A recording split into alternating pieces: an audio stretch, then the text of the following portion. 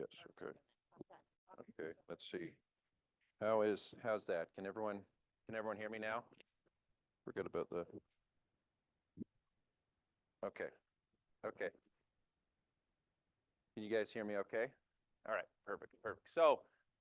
I was on I was on his team to start, and it was very helpful. For me, I felt like that gave me the information I needed to get and some leads as well to where I could grow my business. Out of curiosity, how many of you guys are individual agents versus on a team? Raise your hand if you are an individual agent. Okay. And then if you're a team, raise your hand as well. Okay. So okay, so only a few people. Okay. And no, there's not a right or wrong answer to that. It's just what do you prefer, right? What fits you best? So some of you, and if you're less than 1 year in real estate, raise your hand. I'm wondering, okay, that might be all of us. Okay, okay, you've been in it for a little. Cool, cool. So most of you are younger. And really figuring out, just as you're a new agent, figuring out what works for you is huge, whether that is it the right fit being on your own and generating your own leads and figuring that out, or being on a team and having that assistance. But anyways, those are things to kind of figure out in your youthful stages as an agent. So I went on my own about a year and a half into my career, and then kind of caught my swing. Really, after the year mark, my first year was slower in real estate.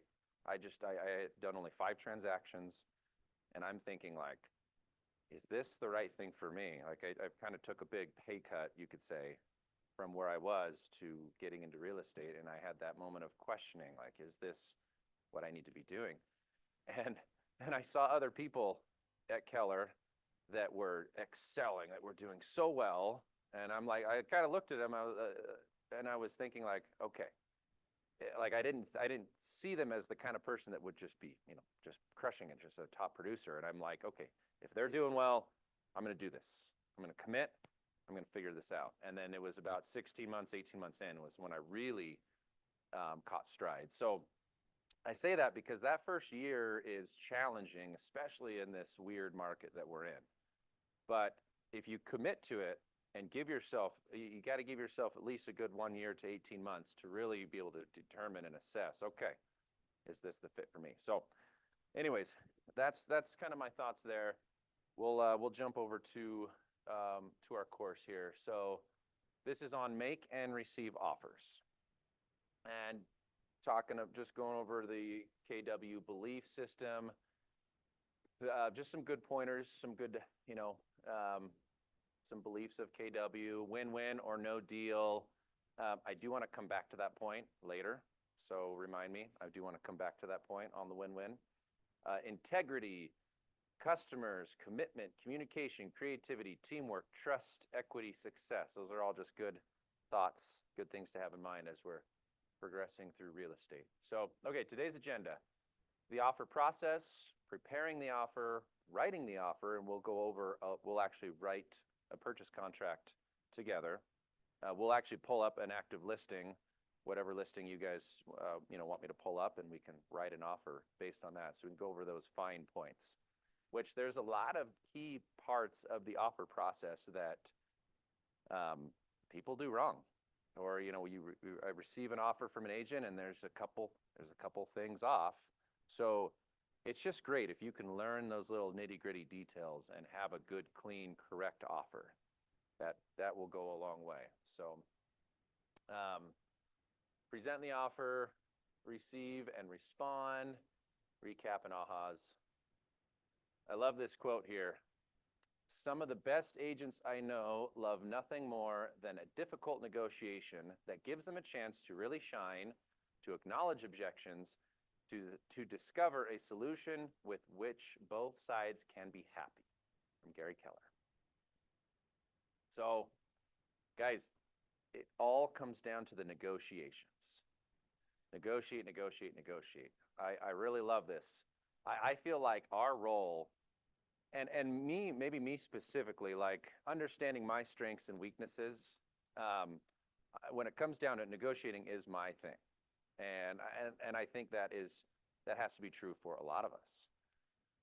If you can negotiate the right deal for your client, that's it. That's a huge point of your value. So at the end of the day, why are people going to choose you as an agent? It's because of your value.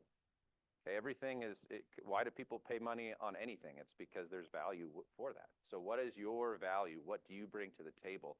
And if you can be a master negotiator, that's huge. And you know, it's not forcing a sale, it's not manufacturing a sale. It's just simply helping to paint the right picture. A lot of this, let's say if you're a buyer's agent, you're communicating with the listing agent, negotiating with them per se.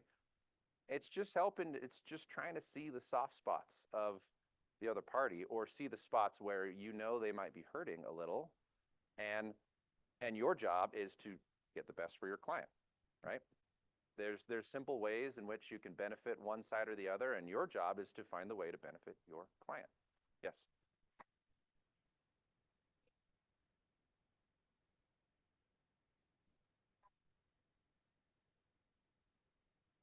You know, like how do you know if did you really? Yeah, that's a great question. It's a very great question.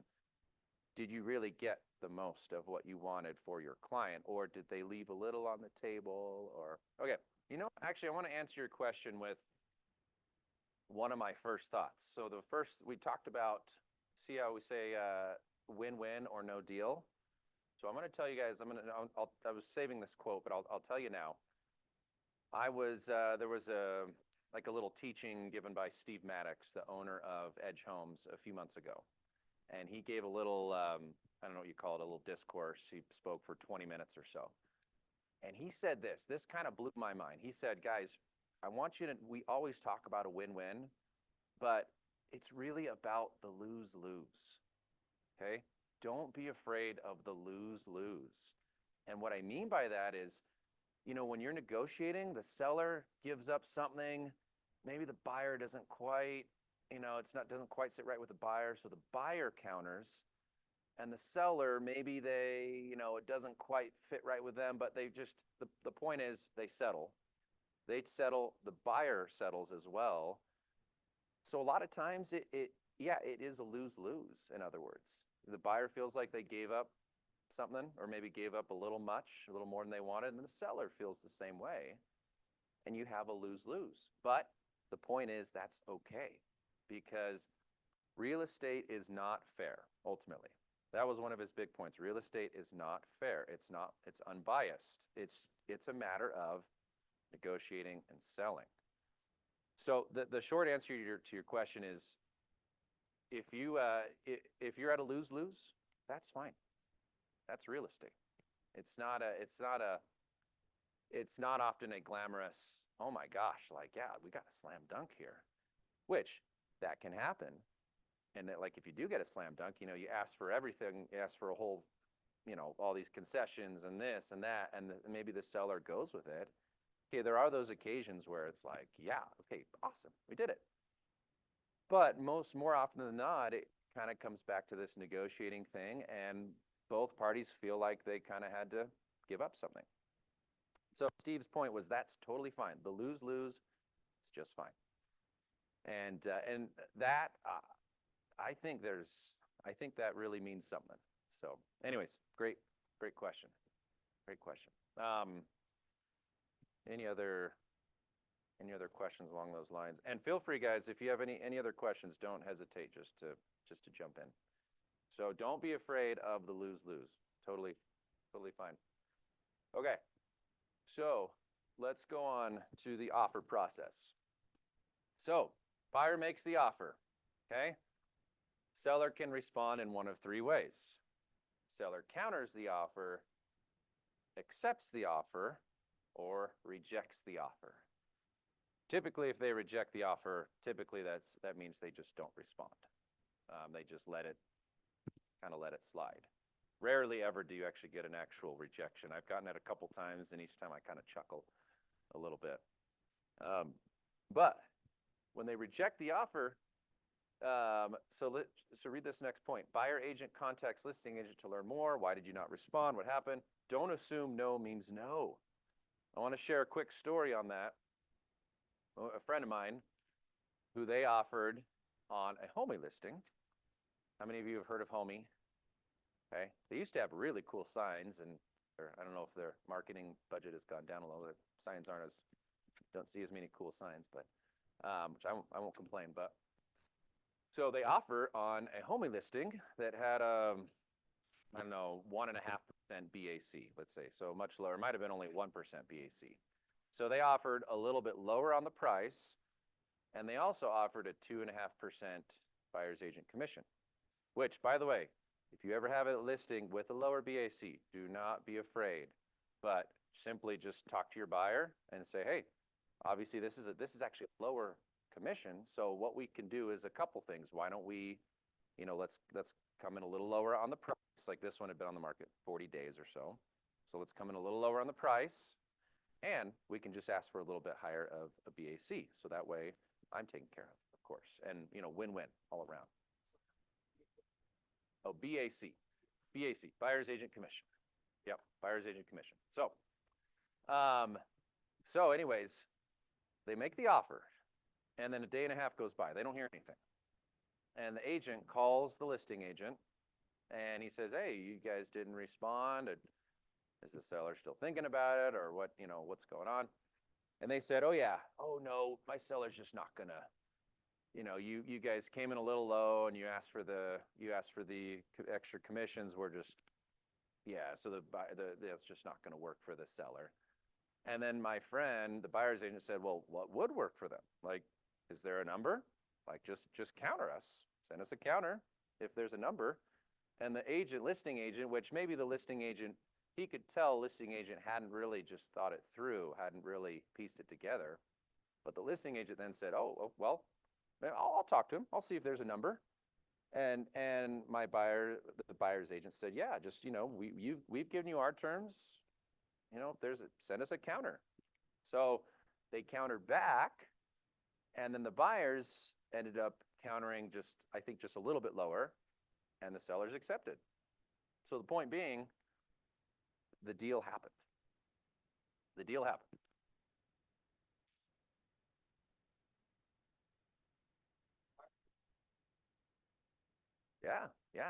Yeah, great question. I mean, maybe if you get one of those, maybe one situation, and you're right, it's not that many, right? Like really, unless you have a couple other offers and you're just going to respond to a better offer. The only situation I can think of is if you get one of those like mass investor offers, it's 60K under, right? That's laughable kind of thing. And I'm not blaming those investor offers. They pick up, they get those people, sadly, right? They get some of those people.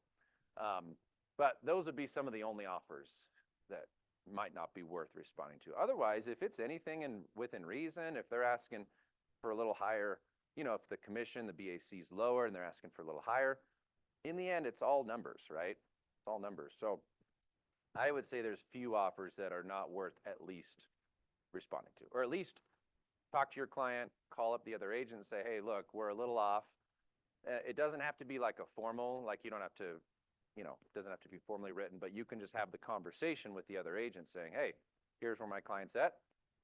Let me know what you're thinking.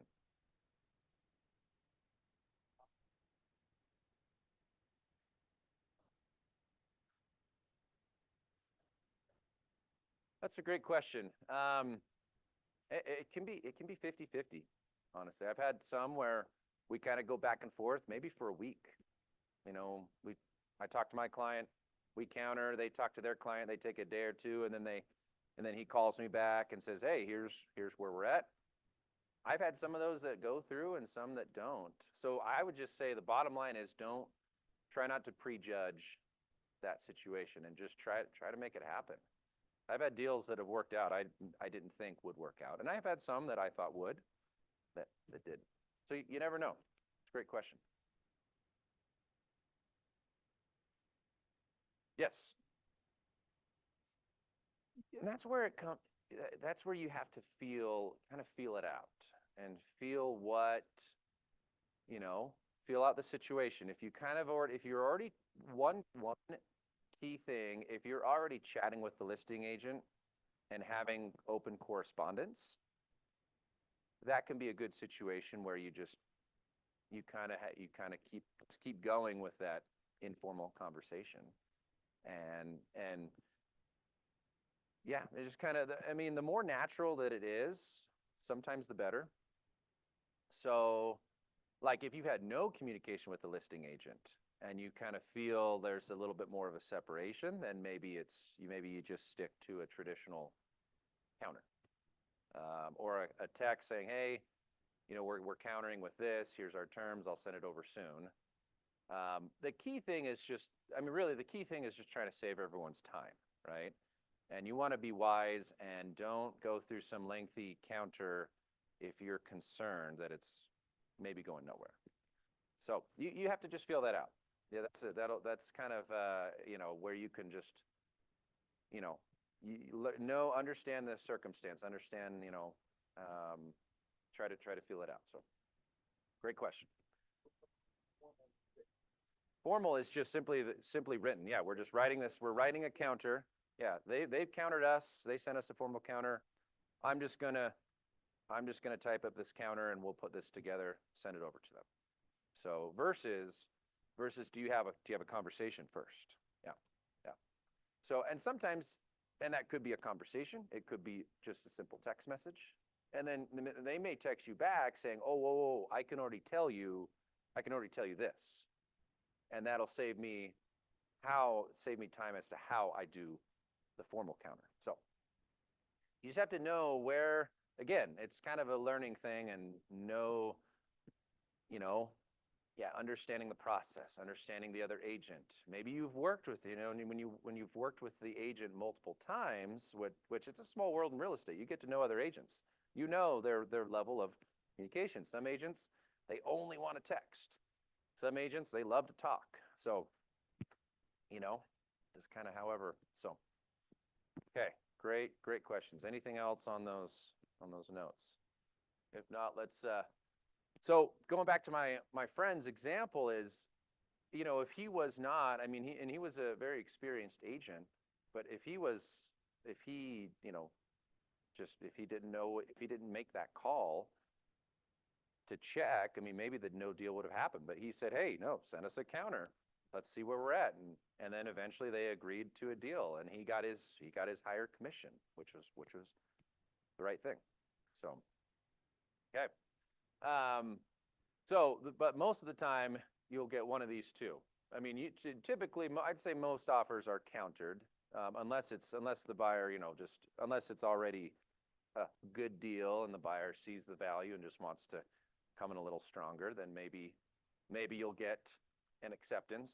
But for the most part, typically counters are good. And don't be afraid. Don't be afraid, to send that lower offer. Don't be afraid to be aggressive. In other words, don't be afraid to get countered. That's fine, because our job is to be aggressive. Our job is to kind of push. So that's the thing too, as I've learned over 10 years is, our job is to push and to try to get that little bit of a better deal for your client. So don't be afraid to do that.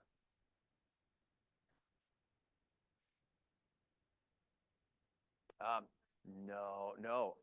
Typically, no. Typically, it can be shorter. So sometimes from when you write the offer to submitting, you typically have a 24-hour, let's call it a little over a 24-hour window, in which it's called the time for acceptance window. Yes. Yep. 5 o'clock is a normal. Yep. And end of the business day. Unless if you're writing the offer at 7 p.m., maybe you give them until 8 p.m. So try to give them a little over 24 hours. If you're writing at 2 p.m., yeah, maybe just go to 5 p.m. the next day. And then they'll respond. So let's say they counter, and maybe it's a favorable counter, and you show it to your buyer, and they're like, yeah, let's go with it. Now you're less than 2 days essentially.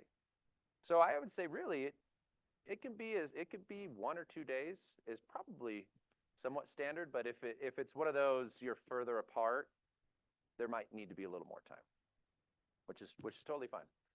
Okay, so ahas, we've talked about ahas, or yeah, we've been talking about feedback and whatnot. Okay, prepare the offer.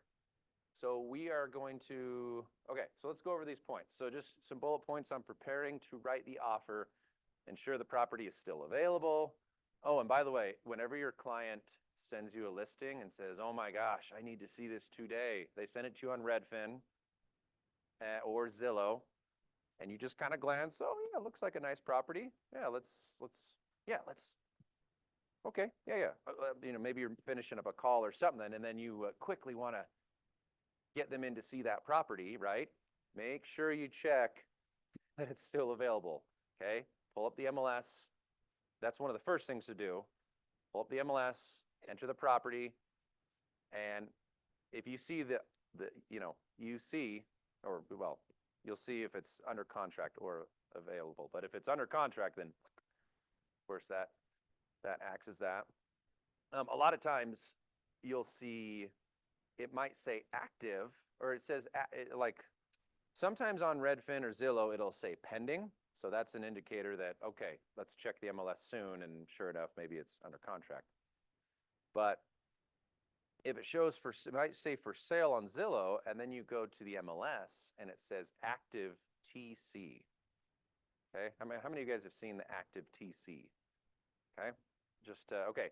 So whenever you see a house that says active TC, and it's literally, it says active and then T/C right next to it.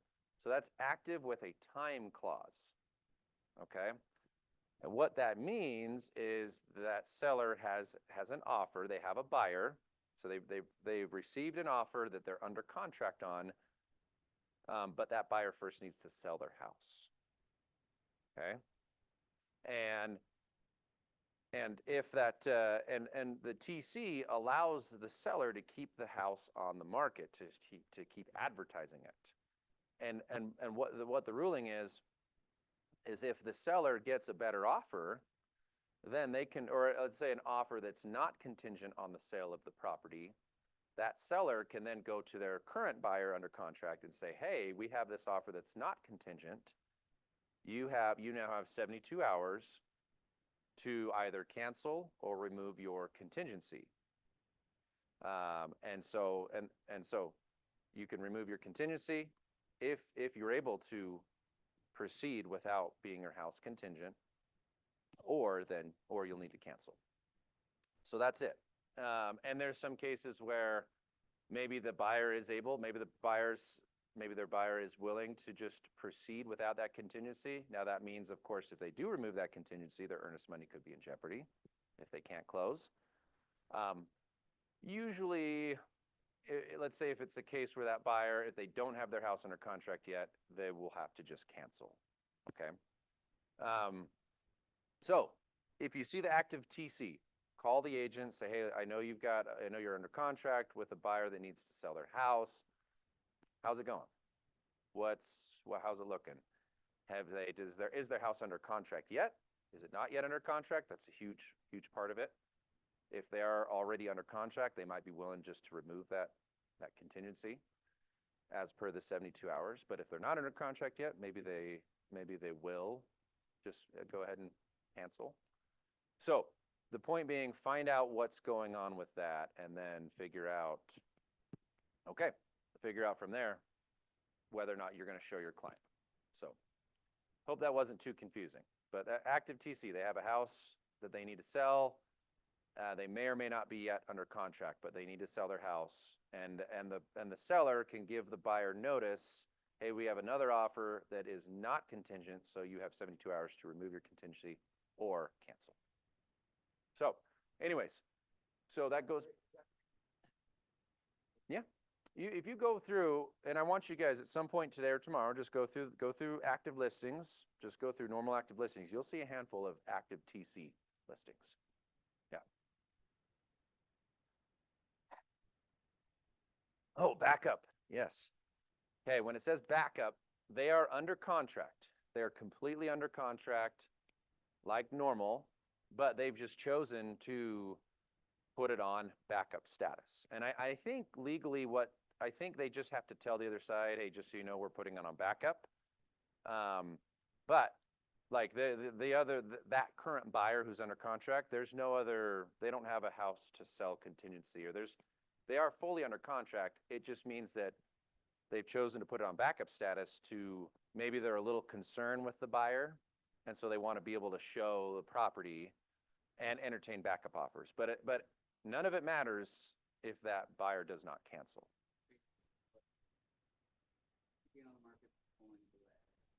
Yeah. It's like we're still here just in case something happens to our other offer. We're open. Like we're open to getting a backup offer. Now, what's one big problem with the backup status that no one talks about? Okay, one big problem. It still counts as your days on market. Okay, it still racks up the days on market. Okay, so let's say your initial offer does cancel. They don't actually have a backup offer. Maybe they did, but then the backup offer found something else, which is entirely possible. And now you have this listing that shows, let's say, of the 35 days it was under contract plus the 15 days before it took to get under contract. Now it shows 50 days on market instead of just 15 days on market. Okay, so if you can avoid, so in other words, I am not a big fan of it just because I don't want to rack up those extra days if we do need to go back to the market.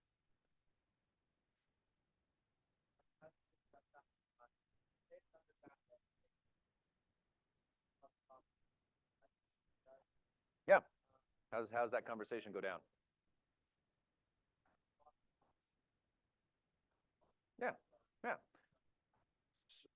So yeah, it all starts with the conversation with the listing agent. Okay, so you're going to talk to the listing agent. Hey, how's it going? How's the buyer? I'm shocked how often I hear a response of, "Oh yeah, no, things are great. Buyer's solid. Like, yeah, I think they get their appraisal back in a couple days, and we'll see where we're at." And I'm just like, okay, well, I don't want to. With that, I don't want to waste anyone's time. I don't want to waste my buyer's time. So I'll try to I'll tell my buyer, and typically we may not do anything. But let's say it's a case where, oh no, like this, and you'll see this where the buyer is maybe failing to perform, or maybe they're struggling. Let's just say financially, maybe they're just kind of on the brink, and the seller, the listing agent may know that. So anyways, let's say the listing agent says, yeah, no, we don't know. Like we think this buyer might cancel. If that's the case, then you could just go full throttle and then, prepare the backup offer. So if he gives you a questionable, yeah, we're just not sure kind of thing, then definitely show your client the property, and you just have to determine if writing up a backup offer, I mean, is that the right move? At the end of the day, too, I mean, as you get busier and busier, obviously you got to be mindful of your time, right? And mindful of do you take the time to put that together? As a younger agent, sometimes the answer is it's good to just get that experience, right? It's good to write those backup offers to get familiar with how to do them. But you just have to feel them out ultimately and see what's worth it or not.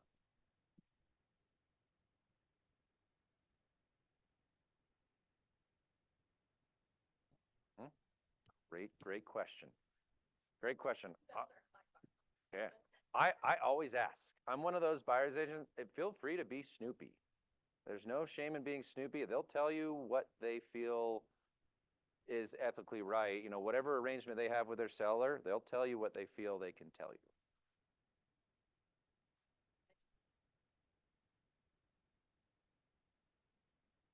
Hmm? Yeah, yeah, yeah. Great question. So 50, let's talk about a 50 days on market versus 12 days on market, or even versus 5 days on market.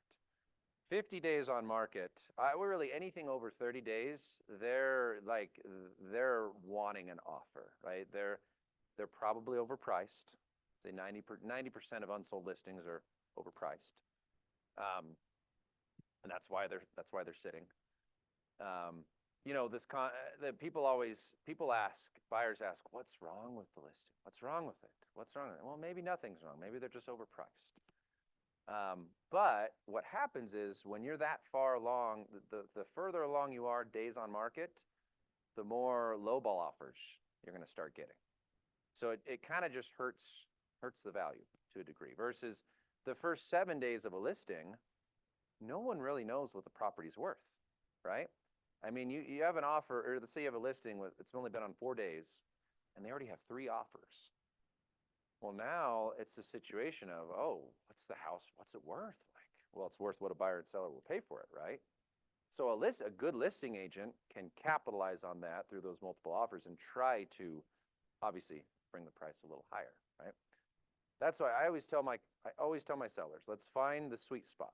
Let's find that good fair market value where we don't want to price it too high and put a price shield over it. That's the thing I call it. I call it a price shield if you're too high. But let's find that sweet spot. So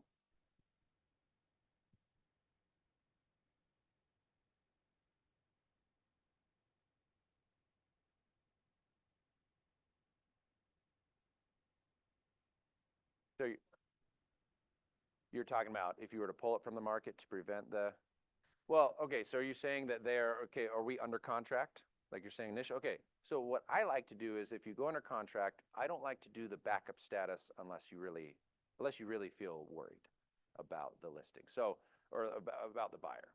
So if you're feeling good about the buyer, I like to just do straight up just the under contract status. Yes. Yes, when you're under contract, it stops the days on market. So each agent is different, right? There's some agents that might swear by the backup status. For me, I like protecting and limiting those days on market. TC continues it. Yeah, TC continues the days on market. Yep.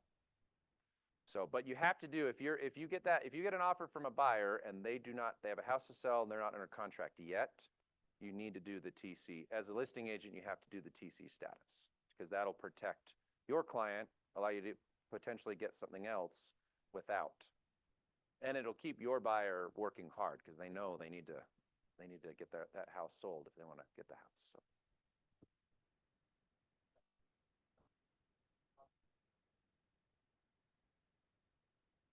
Yes. Yes. Yes. Yes. Yes.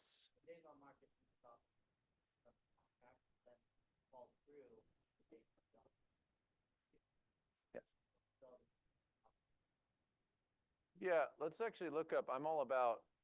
Let's look up some real stuff here. So, I mean, even with okay.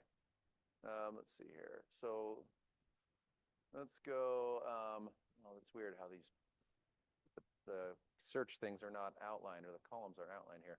Let's go, list price, let's go 600,000. And let's go.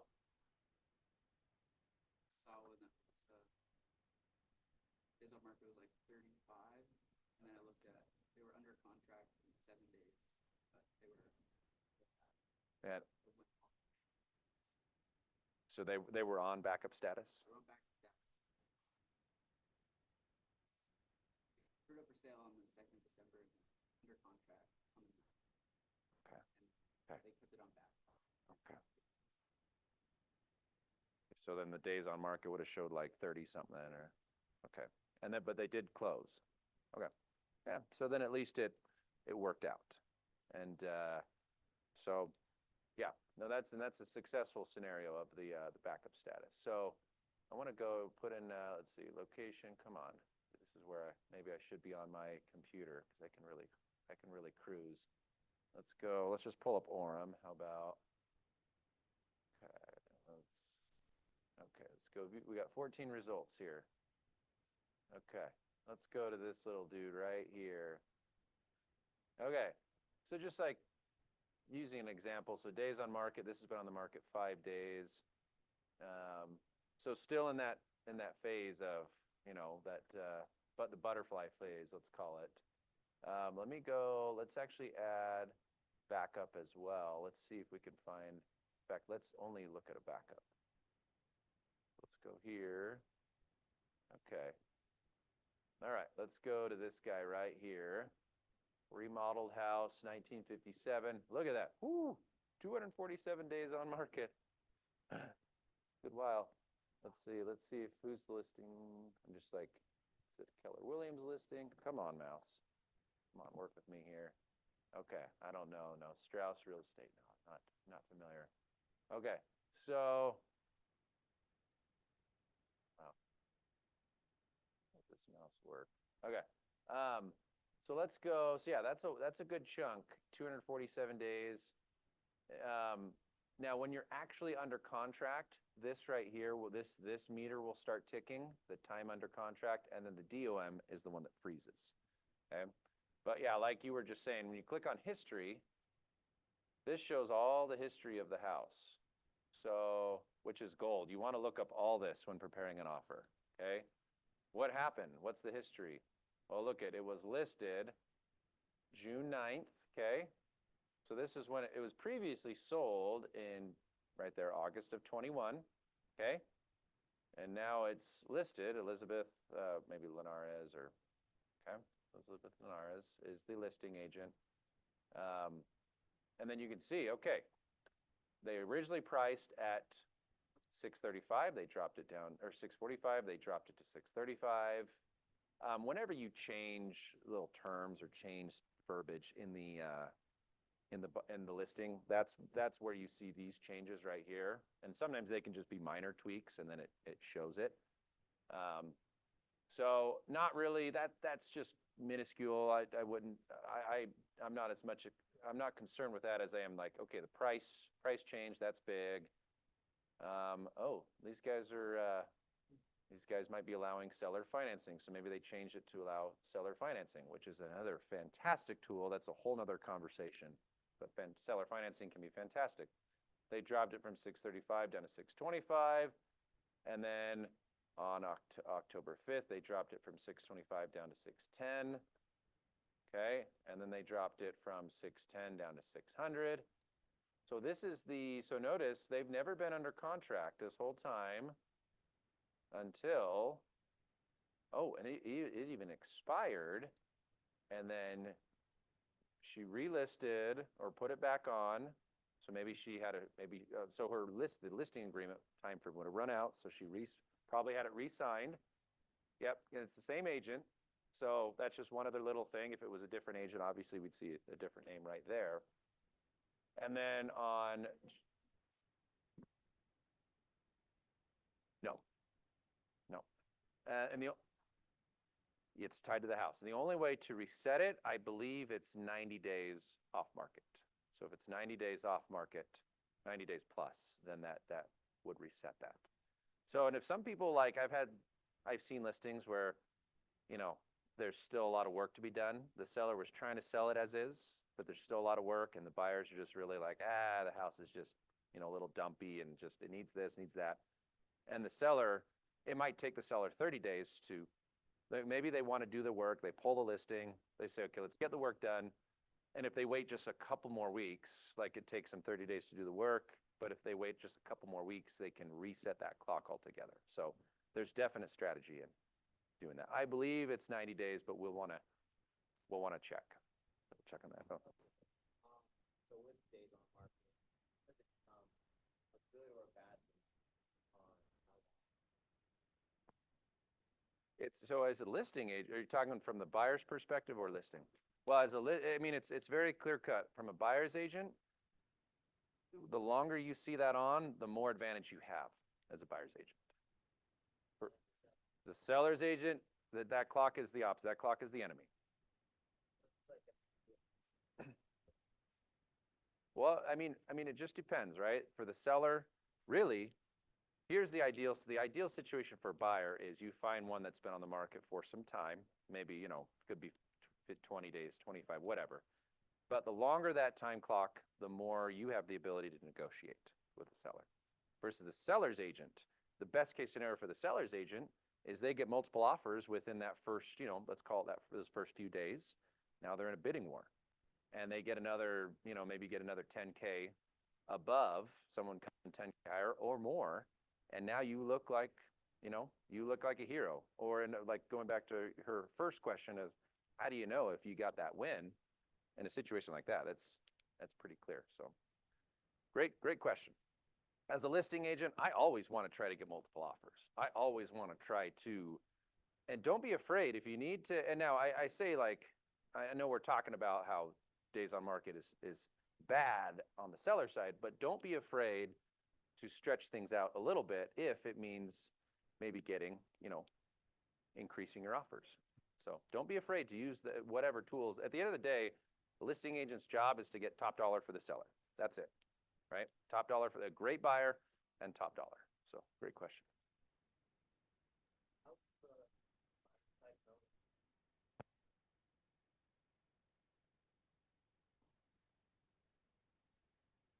Are you okay? Which perspective? Are we talking about from the buyer's agent or from the seller's agent? Okay, seller's agent perspective. So price. So make sure you're priced competitively. And say your seller's like, yeah, no, we've seen other, we know how this works. We want to price competitively. We'd love to get over asking. Okay, so you find that sweet spot price, and then just make sure. And then just a couple things. Make sure you have great photography. Okay, there's some great photographers out there. Don't take pictures yourself. Like you see, we've all seen terrible listing pictures, which I'm shocked how they're everywhere. See a little pink blur on the corner, someone's finger. So do your pictures correctly. I'm all about open houses. Run an open house on that Saturday because that'll just get people in. That just makes the listing look better. It makes it look more appealing. So really, if you do these things, chances are you could get multiple offers. And then, you get offer one, great. Oh, that's awesome. So then maybe your question, let's say we get the first offer. Okay, do we think we can get a second offer, right? If you get an offer day one, I like to just let it play its course out a little bit. Like, understand the activity you're getting. If you still feel like this wave is going up, don't rush to, respond to that offer. Maybe you give it another day or two, let the open house happen, and you get another couple offers. I've had people where they send an offer and they say, hey, I know you have an open house in 2 days. We want to get this under contract now. We want to make this happen now. Which is like, okay, well, what are we talking? The seller is excited to run this open house. What's your client's best offer? You guys offered strong, but I can tell you that I don't think this alone will convince them to cancel the open house. So maybe they'll come in stronger. And at the end of the day, if we're using the open house to leverage a better offer, hey, that works, right? Because ultimately we only care about the open house. The whole goal is to get a top offer, right? And so can we use that open house to leverage a better offer? Sure. So basically, that's probably the long answer. But if you're doing this routine, don't respond too quickly. So you can get those multiple offers. And then when you get those if you get 2, 3, or 4, let alone 5 offers, yeah, that's going to be really competitive. Someone will come higher and then win it. So yeah, great question. So in this one here, so they went under contract January 2nd, and they figured, maybe they're a little concerned with the buyer. My guess is maybe the buyer came in a little lower on the price. Obviously, the house had been on the market for probably, 180 or, I want to say it was 257, right? So maybe it was 200 plus days already when they got that offer. They're a little concerned. And so they figured, let's just do backup status which maybe it was a good move for this listing. So that's the last entry there, the 2nd of January. 2nd of January. Yep. There's nothing else. So is that still on backup status? Yep. So this is when it last changed. The very last entry, January 2nd, it went from active to backup. So meaning it is under contract. Let's go, and now here we are. What are we? February 12th.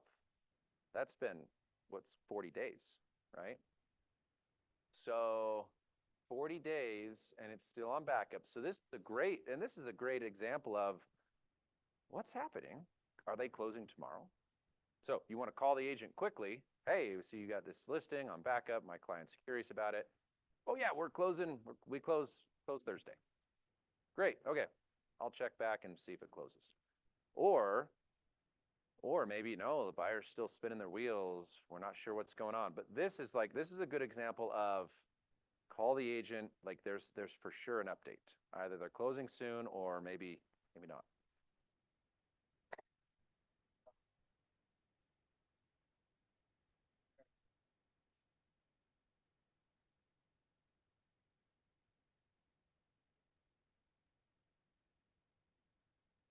Great question. Are you like, do you feel like maybe you're spinning your wheels or Mhm. You know, I would say this. I mean, it all starts from the beginning. Like that all start like in the very beginning, I like to set, I mean, and keep in mind, what is our job as realtors? We are expectation managers. Okay, it's all about managing expectations. And if you manage that from the start, well, then your client your client will, you tell them, look, I'm not here to waste anyone's time. I want to be very honest with you as to how we can sell your house. And if they're with you from day one, but then it just, for whatever reason, it just takes longer, or maybe you were a little overpriced. If they're working with you, that's keep going. Yeah, keep going. The only time in which you'd really want to maybe step back or rethink working with them is if they're not listening to you, if they're just not taking your advice. And so really, I mean, trying to win them over from day one, that's critical. So, great question. So, um, okay, so that's a little bit of that process, the backup process. That all comes back to, like we're talking about here, okay, ensure the property is available. I think skipping down here, review MLS and tax records. We've reviewed the MLS. We do need to talk about the tax records. I'll come back to that in a second. Build rapport with listing agent, inquire about activity. We talked about that. Inquire about other offers on the property. Why did they fall through?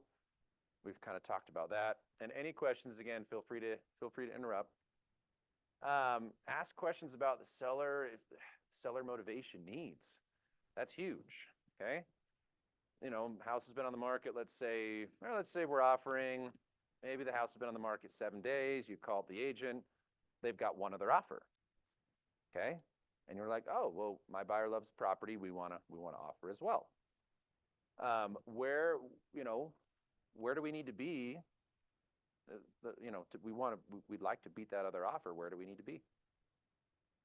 So kind of having that conversation, and I ask him, I like to ask subtle questions, like some subtle questions, not too direct. Are you guys at list price? Or are you guys under list price on that other offer? I mean, the most direct question is, what is that other offer, right? And that's sometimes you don't want to ask that, but are you under list? Are you over list? Oh no, we're pretty close to list. Oh great. And then with that information, okay, pretty close to list, meaning if we offer higher or above list, obviously that could put us ahead. Yeah, yeah, I've had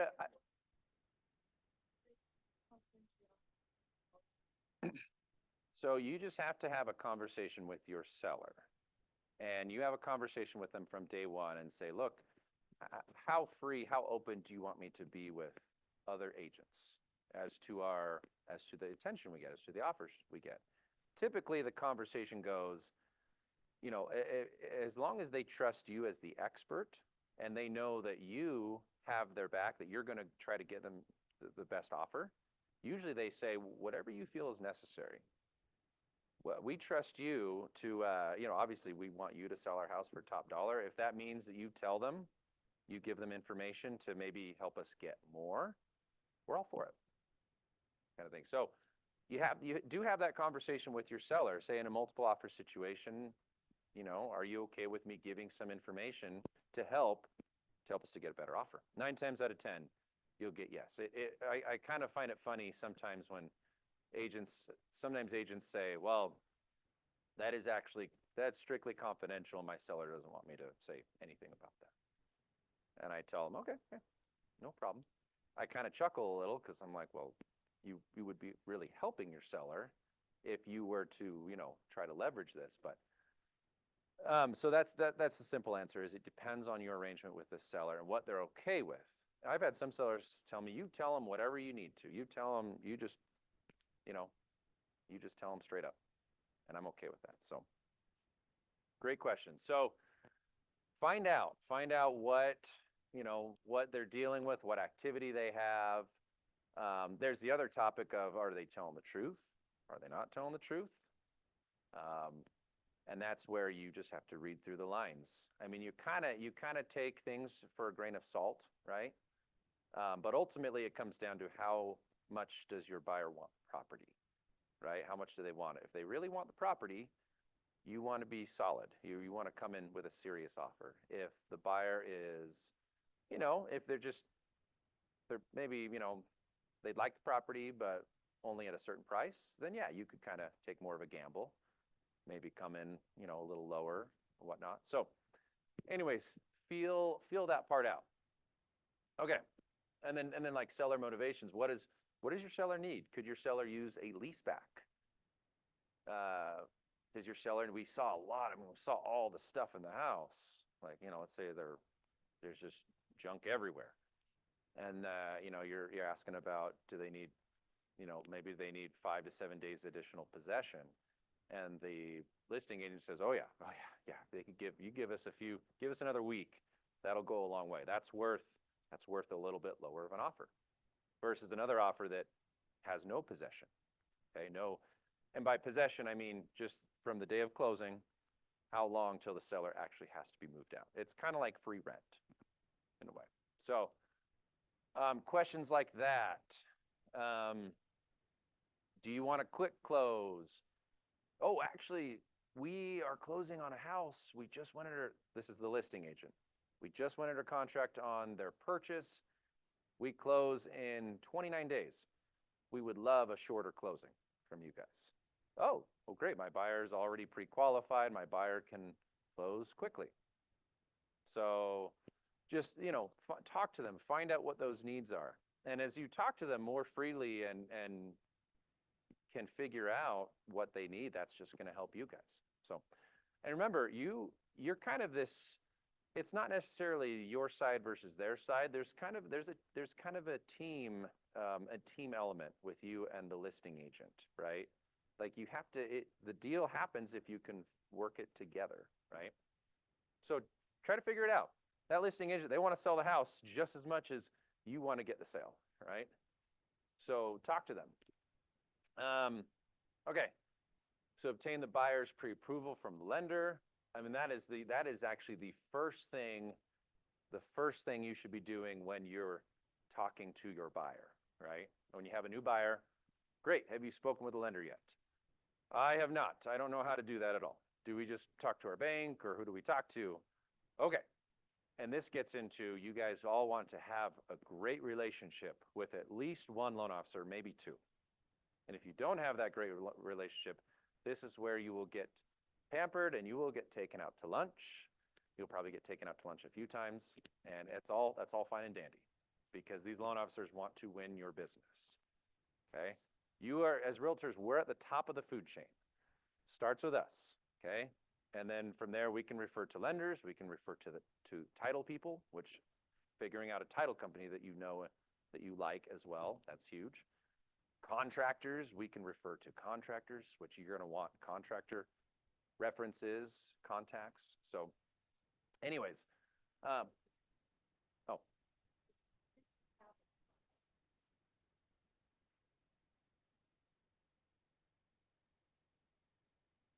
okay, okay. Mm.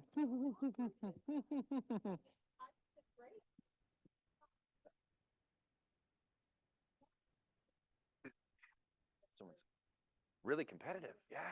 Were any of those lenders First Colony Mortgage? Okay. Okay. Okay. Okay. Okay. Yeah. But their lender just yeah. Yeah. Yeah. And that also is that's also a sign of they're going to win you over, right? I mean, and I mean, the lenders, I've got my one go-to lender and I've got a couple others, but I use them because of those situations. And yeah, and honestly, like, I mean, so like my guys with First Colony Mortgage, and they're just they have really done a good job of winning me over in terms of just competitiveness and products that they have. But yeah, it's a little awkward when that happens, but get to know that lender that beat out the others and say, hey, you obviously did something good. And they'll want to get to know you, of course. And yes, yes. And those lenders keep calling. They will continue to call and call and call. And so not a bad thing. Yeah. I like to see, I like to see, well, there's obviously you've got they got to be competitive. They got to be good at what they do. I like to see one that's passionate, that's excited. Like the guy I use, he's very just excited. It's always kind of he allows it to stay new to him. He's been doing it for a long time, but no one wants that old person that is just tired, right? And just just oh, are they going to get back to me? It's been a day, they haven't heard back, and so you got to find it. And it's this trick, right? As the really it's youth, passion versus experience, right? And it's hard. You want to try to find that balance. So yeah, great, great. So Tyler Bear of First Colony Mortgage is my guy. He is fantastic. So he is excited and passionate, um, and really, really goes to the end of the earth for his customers. So there's been a handful of times that people are debating on their two or three lenders, and I just plop in Tyler as, oh, just check them out. Just I know you have a lot, but just check them out. And then 2 days later, oh yeah, we're going with Tyler, and I'm like, okay, well, that's cool. So, but that said, yeah, I mean, there's obviously some great loan officers out there, right? And the key thing is just, are they committed to, are they going to respond quickly? That's huge. I mean, one of the reasons I left one of my first loan officers is it literally took, he wouldn't respond to me for a whole day, wouldn't respond to my clients for a whole day or more. And that was like, okay, you clearly don't want the business. We're done. No harm, no foul. So if they respond quickly, are they enthusiastic? Are they competitive? People want a deal. I mean, the loan product, that's what it is. It's like shopping for a car. People will shop around. It's a little less relationship, and more just numbers like. So, yeah, you want a loan officer that just is ready to go, kind of thing. So, great questions.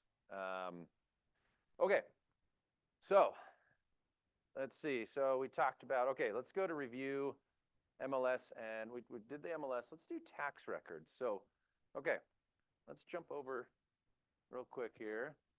So, okay, let's go. Now, by raise of hands, how many have been on the Utah County Assessor's page? By raise of hands. Okay, so not many have been on the Utah County Assessors. Okay, Utah County's assessor is fantastic. So much better than Salt Lake County. There's just so much information, okay? Actually, I want to give you guys one tool quickly that will really give you a ton of value, okay? This is a free tool. Anyone can use it. Whenever I pull it up, people are always they're kind of wowed. They're like, oh, that's so cool. You're all the tools you have. And I'm like, it's just a free app. Like anyone can download it. But it's called Utah Co Maps. Okay, Utah Co Maps. Just says Utah County, a little blue icon that says Utah County. Download that app, and it just gives you every parcel of every property in Utah County. Okay, so I plug in an address. I'm going to use my own. 283 West, 3250 North.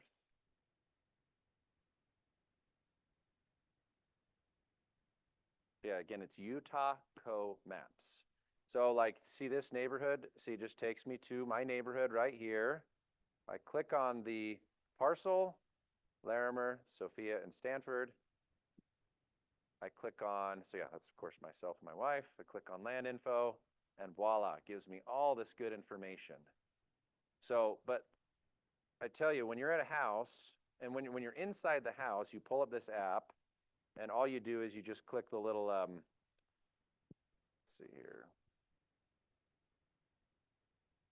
So when you're in the house, you just click the location icon, which just pinpoints your current location. Oh, let's see who currently owns this house. You click on that. You can see who owns it, how long they've owned it. You can see who owns the field behind. Wait, there's this empty field behind. What's happening there? You know, and just think it's so great if you could just tell them everything about that field.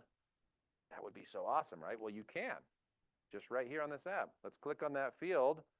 Oh, it's owned by MK Incorporated or MK LLC.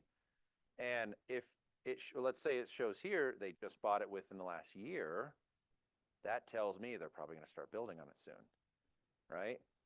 Versus if it says on the app, if it says they've owned it for, going back, shows they've owned it for over 40 years, nothing's probably happening with that piece of land. So anyways, this app is just fantastic. Utah Co Maps. So make sure to download it. Anything Utah County, it will look very, very good to your clients as you're using that. So yeah, anything ownership you need to find out, again, it's all right there. So, and that same app, so the web version or the I should say the desktop version, we can access it here as well, okay? So you click on tax ID and then we go county links. I try to get out of this page. I just go county links and then go owner info tax history. Okay, now right here, this is where I want to be, okay? This is our owner of this property, Innovia Concepts Incorporated. Okay, maybe it was a flip, maybe it was a rental. Okay, let's click on the serial number here. So this site, this is the Utah County Assessor. You can also find this same site by just Googling Utah County Land Records. So, which as a matter of fact, let's just do that here. Utah County Land Records. Okay, right there. And then when we're here, so this site, you have to get to know this site. If whatever your county is, if it's Utah County, Salt Lake County, they all have their own assessor's page. So Utah County, we're going to click address search. We just put in, and then you just put in the address, and then just put in the street name, and then you click search. And if I was to enter this property right here, it would put me to this page right here. So right here, this is the main landing page. Again, you want to get to know the Utah County Assessor. You get to know this page, okay? So right here, and it's really small to see, but I'm gonna mosey on over. Okay, so Innovia Concepts Incorporated. Okay. So one question I'm thinking is, okay, is that this same Ellen Robinson who then turned it into so incorporated? So that should be so that's an S corporation that owns the property. Sometimes you see an LLC, sometimes you see an S corporation. This is an S corporation right here. What I'm going to do, well, without getting too far into this, because there is good information, but let's just look at the basics here. So we know this company has owned it for about 1 to 2 years, since 2022. Okay, let's go. Well, actually, you know what? I'm going to click on abstract. So abstract right here. This is like a chain. This is like a chain of events of transfer of ownership. This might help us to understand. Okay, did that person just simply turn it into their S corporation, or was it a sale? Right? Did an S corporation buy it? So let's see here. Look at Innovations Concept Incorporated, August of 21. This right here, so this number, 292,000. Who knows? Do you guys know what that number means right there. Is that what they bought it for, or what does that mean? No, not. So yes, so it's the loan that they took out because all loans are recorded. Okay, sale prices are not public information, but loans are recorded. Okay, so they took out a loan for 292. Okay, and that's at the same time that this Scott Edward Robinson.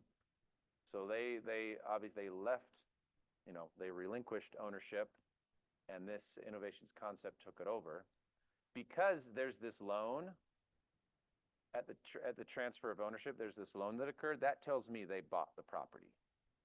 Because if it was just them that turned it into a corporation, this would probably show zero, right? Because they would have just signed a quitclaim deed and transferred to themselves.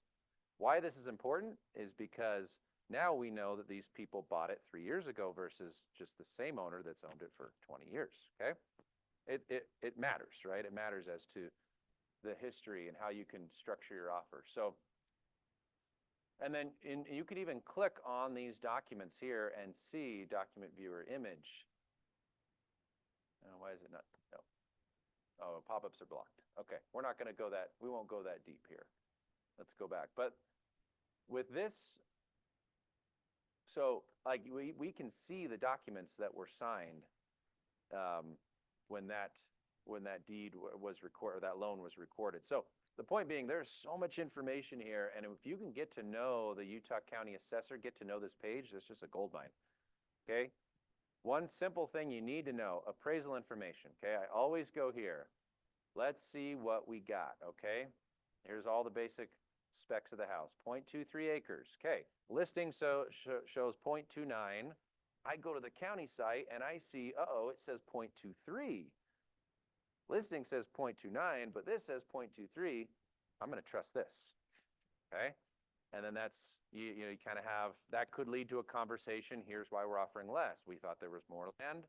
According to the county, it's a little bit less land. Okay, you come across this. Well, a more common thing, usually land is pretty spot on, but a more common thing is the square footage. Okay, we got 1482 total square feet here. Let's see what did the listing say.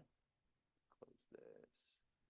The listing shows, okay, so 2964. Let's go back to this. Okay, sorry. So 1482 up top, 1482.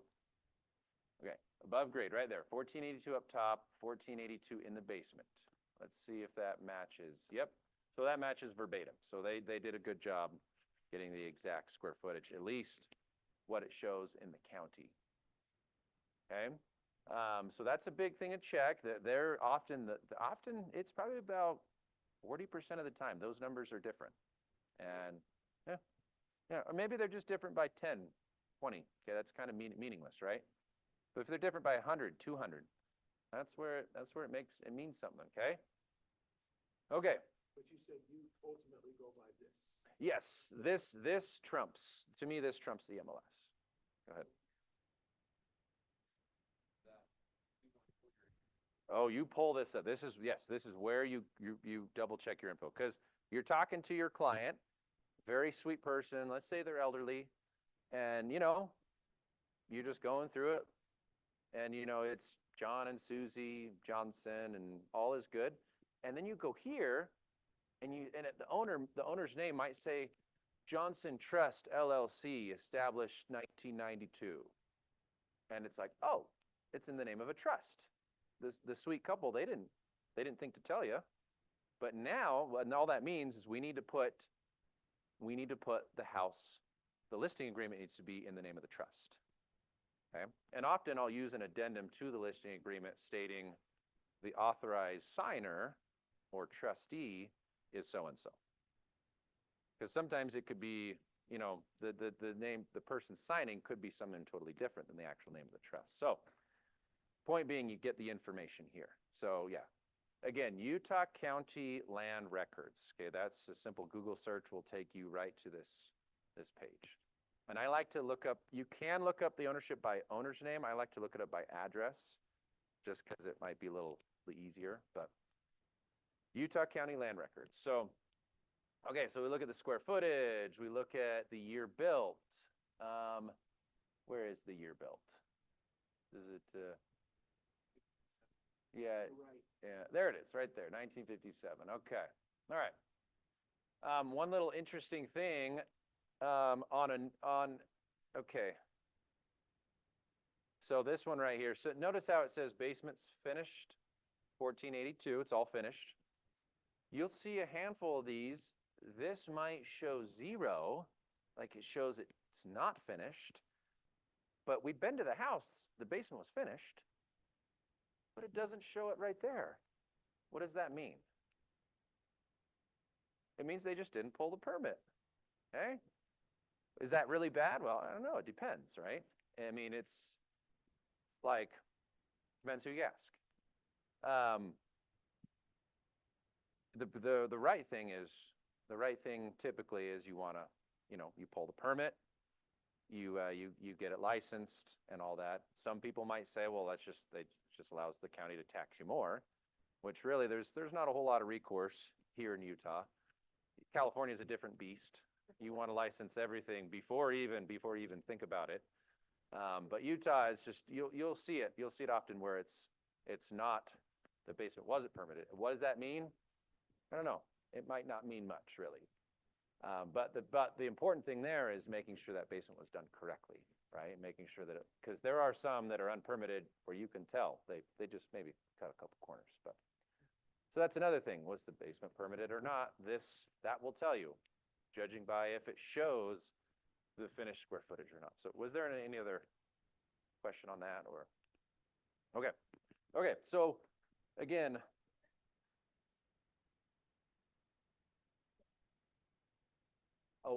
with the non-permit, if it wasn't permitted, the inspector won't know if there's not a permit, but he will know if something was not done to code. So maybe he points a couple items out. Hey, this bathroom vent actually vents into the mechanical room, which I've seen that. It's supposed to vent outside of the house to the end, and then you have a little cap on it, a little vent cap. But this vent goes into the mechanical room. It's not really a problem. That's just not to code. So there could be a couple of those items, and then as the agent, you realize, oh, maybe they didn't get a permit, and they just kind of did this how they. So, and yeah, those are just little things. But as you are, the whole point, one of the big points of this is you can show your client you already know. If you're 2 steps ahead of them, you're continuing to win them over, right? And they're like, wow, they really know all these little details. So anyway, so that's enough of this for the county records. But the point being, always look up the county records before you make your offer because there's great information there. Okay. So, okay. I think that's pretty much. Okay, so that's pretty much it for tax records. And there's more to it, but I don't want to dive too deep. I'll leave that to you guys to really learn more about that. But okay, another big thing is looking up comps, comparative market analysis. I want to know 2 things in terms of the comps. I want to know what the other house is sold for, and I want to know what else is available. What are we competing against? Okay. So you want to look up the ones that are under contract and that have sold, get to know those comps, okay? And you want to get to know what is also active. So keep in mind, sometimes we really stress the comps, like what is sold, but keep in mind that the common person, like your buyer, where are they getting most of their comps from? It's just from active listings, right? As they've spent time looking at other listings, this listing, that listing, that listing, that's what's generating in their mind comps. So it's one thing if your comps say one thing, like ones that have sold, but maybe the prices have come down a little and now the active listings are looking a little lower than those comps. Or maybe they're looking a little higher than the comps. That means something. So anyways, understand where you need to be offer-wise. So that will really help you that helps you to understand okay, here's where the comps are. I think we should offer this. I think this will be competitive and put us in a good spot. And your buyer may very well agree and say, oh yeah, yeah, that looks good. Or no, we actually do want to be a little more aggressive. We want to just push a little harder. Totally fine, right? It all depends on how bad they want the property, right? Oh, do we have? Oh, I like to go about 90 to 120 days. I'll look at that, and if that gives me what I want, great. If there's two comps, I might go back 180 days. The other thing too is how much has the market changed over the course of our 3 months, 6 months, 9 months. Honestly, going back a whole year, how much has the market changed? Not a whole lot. No, not a whole lot, right? I mean, the low point of the market from what I've seen, the low point was probably January of last year, January of 23, I'd say.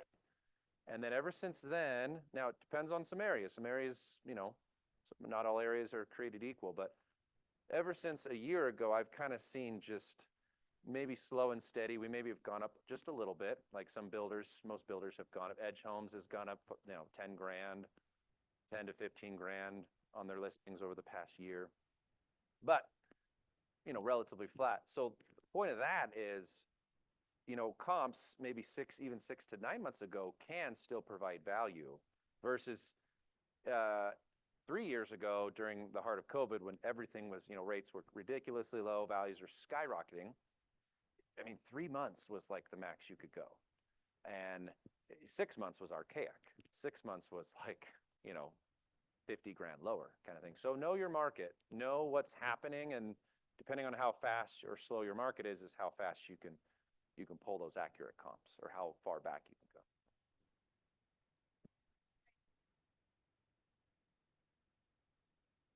go. Oh, great question. You just call the city. So if you want to verify anything, just call the city. Hey, I see this. I'm curious about this listing. I'm a real estate agent. My buyer's looking to buy it. Was a permit pulled on this house? Oh, great. Okay, what are the details? What can you share with me? They'll be open with you.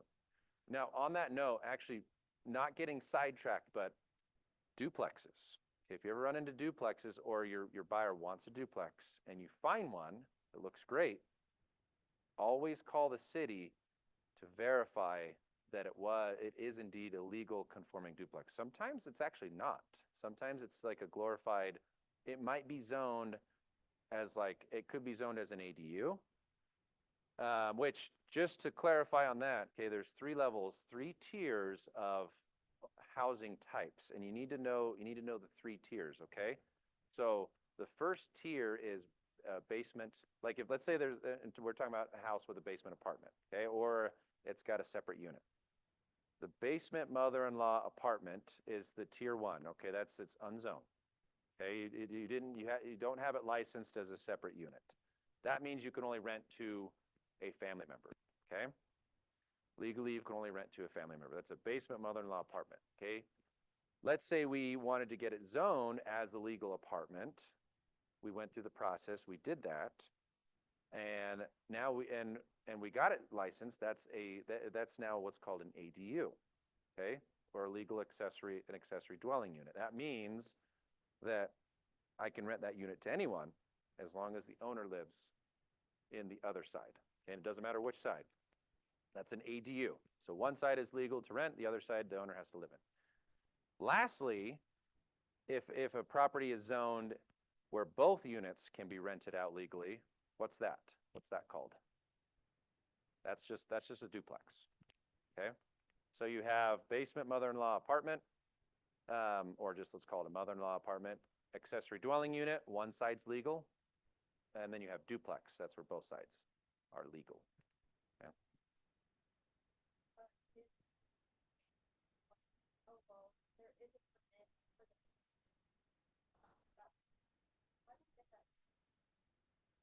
Yeah, so you're saying, okay, so you're saying there's no permit, right? Or okay.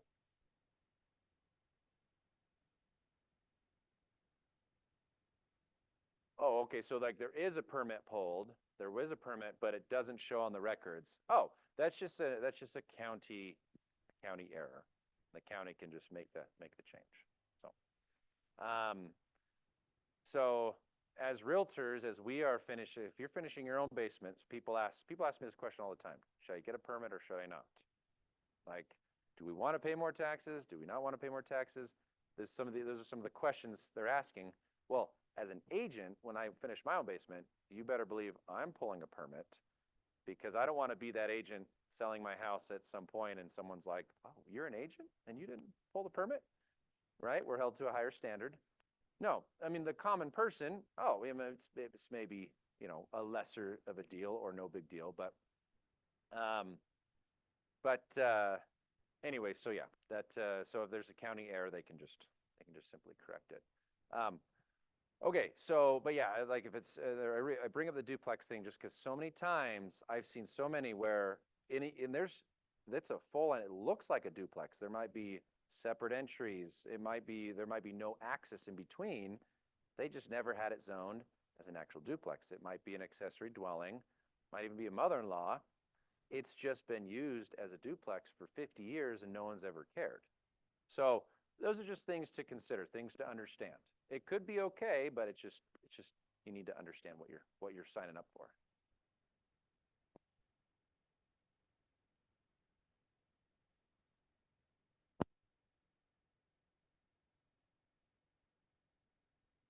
All the city, yep.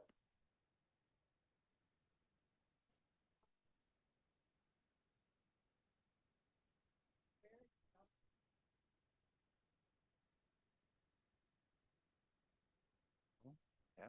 And that's why you always call the city when in doubt. The city will tell you. And then if it really is conflicting with how they're marketing it, okay, that changes it. Yeah, yeah, yeah, yeah, exactly. So, yeah. One other topic, just one other thing on this note of incorrect listings. Guys, so often, I want to help you with one other thing. We're getting a little sidetracked. Let me go, one of the most common wrongly listed items. Let's see if I can find one here.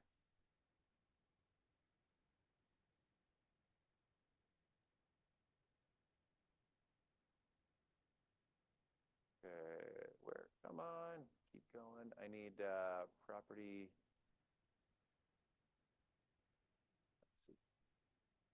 Oh, sorry, it's this one right here. Okay, so let's just go townhouse. Okay, so I'm going to pull up townhouses.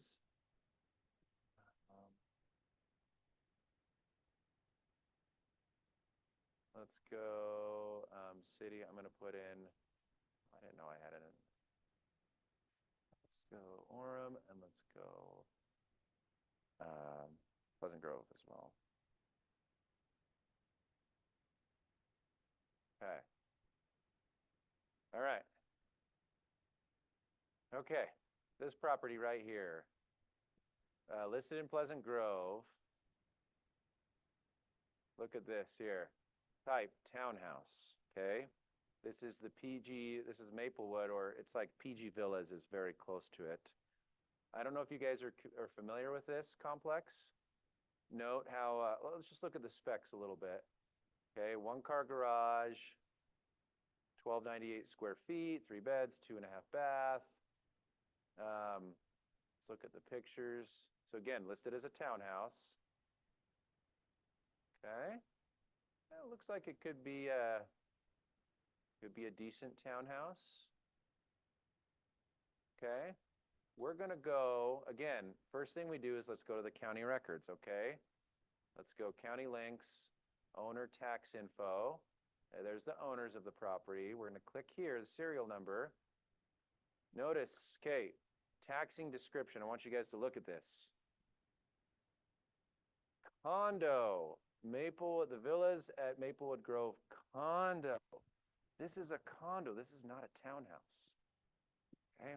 There are so many listings, so many condos, or they listed as townhouses, they're actually condos. Okay? So why does that matter? The big thing of why that matters, so go ahead. It will, and here's why. Townhouses are simply worth a little more, okay? Here's why. Lending, okay? When your buyer, say your buyer is just getting a regular loan, what the interest rate on a condo is about 1/8 higher than that of a townhouse. And why is that? Well, I mean, banks, everything's based on risk, right? And the banks have maybe assessed that condos have a slightly higher chance of a default than a townhouse. So any lender is going to charge about 1/8 of a percent higher on a condo on their rate than a townhouse, okay? So right there, then all of a sudden, oh, okay, that matters. Also, if my buyer is an investor, it's actually quite hard to buy a condo as an investment property rather than a townhouse. The reason is when you buy a condo, there's something called a condo certificate that the lender has to follow. And to buy a condo as an investor, typically the owner occupancy of the whole condominium complex has to be less than 50%. Okay, has to be under 50%, which the condominium, the HOA has that information. The lender has to verify that. On a townhouse, none of that matters. Okay, the owner occupancy does not affect your investor buyer. Now, if you're an owner, you might say, I'm an owner occupied buyer. I don't care about what they say for investors. But guess what? It matters for values. Okay, because if you have one property that anyone can buy versus a condo that no investor can buy, only has to be an owner occupied. What about your buyer pool is that much smaller? And guess what? That affects the value. So simply said, for that reason, well, and maybe a couple other reasons, townhouses are worth a little more just by them being licensed as a townhouse. And what you want to look for is PUD. Okay, so this one here, and so the big question is, should they have listed this as a townhouse? No, it should say condo. It's okay for the style type right there. Type needs to say condo. Style, that can say townhouse, but the type needs to say condo. Okay, so if we look here, okay, so see it says condo. I'm going to click on appraisal information. This gives me a little more juice. Okay, look at this. It says property type condo and townhome, which is just what I was describing. You can say condo. It has to say condo to start, but then it can say what kind of condo, townhouse. That's fine. Versus, let's look at one that is actually a townhouse.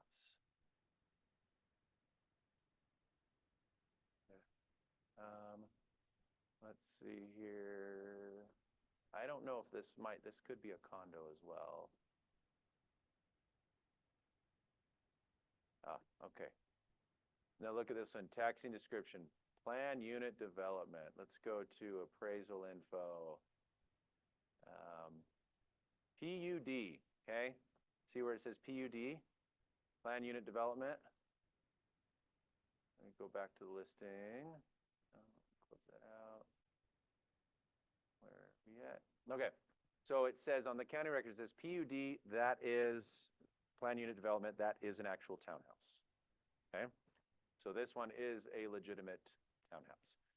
So that's something to very, very critical. I myself, as a younger agent, we offered on a townhouse. Come to find out, the lender told us it's a condo, and I found out from the lender it wasn't going to work. And I had to tell my buyer, here's what's happening. If I could have told my buyer from the very start, think how much better that would have gone. So it's just a little thing, but goes a long way. So it really helps. Okay, I know we went on a little bit of a tangent. Any other questions on that? Or so far so good? All right, let's talk about, let's see here. Okay, so I want to just look over just writing an offer, okay? I want to go over the steps of that. Raise your hand if you have not yet written an offer. Raise your hand. Okay, so maybe about half of us. Okay, let's take the rest of the time. Let's write an offer. Do you guys have any properties you're looking at that you might write an offer? Okay. You have one? Okay, let's do it. So let's go. So I'm going to go here. Okay, do you have the MLS number? Do you have the address? Okay, go for it. 197-888-9. All right. $599. Listed as a townhouse. Okay. One other key thing. Here's a key thing about a key indicator. See what the HOA covers. Okay. On a condo, it always covers water, sewer, trash, typically, because just because it's a condo, the HOA usually has to take care of that water, sewer, trash, and as a result, the HOA fee's higher. So, $285 a month. Okay. That's a higher condo. That tells me that it's probably might be a nicer place, or it could just be a mismanaged HOA, in which that could be one to, maybe you want to avoid. But so you get clubhouse, pool, sewer paid, trash paid, water paid. How much does that come down to? If you have water, sewer, and trash covered, how much dollar-wise does that equal? Does that translate to? It's probably about 75 bucks. So if I have a townhouse that's like 210 that doesn't have those, that's about an accurate translation. So, but yeah, these are all things to, this is kind of my process as I'm looking at this. I look at the HOA, I look at yeah, and like you said, it's probably a condo. So let's click here, county links. Oh, I did the wrong one. I'm sorry. Where am I? Which tab am I on? Oh, right here. Oh, okay. Okay. So I just realized this is probably Salt Lake County. This is Salt Lake County. Okay. So, okay, Salt Lake County, a little lesser easy to use than Utah County. But so let's go to the home page. Unfortunately, Salt Lake County does not just take you into the site. You need to log in yourself. So let's go address. Okay, let me close this window here. Okay, so address 1326 East Mossy Springs Lane. So 1326 Mossy, there it is. Okay, click search. All right. A little different layout than Utah County. Up, look at that, condo. Okay. And okay, they have listed as townhouse, not townhouse. Is this news? Or I guess, did you know it was condo? Okay. Well, yeah. Okay, but just now. Okay. Cool. So anyway, so we know it's a condo, and let's look at, see, 2194. There's a square footage, bed and bath. Let's just kind of make sure all that looks, what it should be. And then of course, let's take a look at the pictures real quick just so we can see. Okay. Photography looks good. So anyways, let's go ahead, and now we do know this is a condo, right? That means something. So we're going to look, I won't do this right now, but you look up comps. How did the comps look? Have you looked up comps for the specific? Okay. They have it, does it seem to be, come on. They're priced at $599. Is that about what the comps have gone for? Okay. So let's say if the buyer's interested, let's just offer, I mean, it's been on only 8 days. Do you know if they have other offers? You know what kind of attention? Okay. Have you been in it yourself? Oh, nice. Okay. Very cool. All right. So let's say, yeah, let's just give them what they're asking. Let's say $599. And actually, the other part, okay, asking for concessions. It's a very normal thing in this market. So I think a good offer would be $599 with, let's say we're going to ask for 2 to 3% of seller paid concessions. Maybe the buyer really wants the property, the buyer likes it, so let's just go with 2%, okay? Which 2% of $599, what is that? Is that about 12? Is that 10? 10 to 12,000? Something. 12,000. Okay. So let's go ahead and let's dive on into our offer now, okay? And let's see. Okay, I'm going to go new tab. I always like to keep the listing open as I'm doing an offer. And then right here, okay, so writing an offer, there's a couple ways you can do it. I like to use the traditional method. I go forms. I don't do sky slope. I just go legacy forms right here. Okay. You want to first actually the very first thing is going into command and creating a file there. So how many of you guys are familiar with command or have looked at command? Okay. So I don't want to get into that too much just because if this was my computer, I could easily pull it up. But you go to command and you simply you create an opportunity is what you do. You click on opportunities, you click new opportunity. Okay. You simply start the file right there.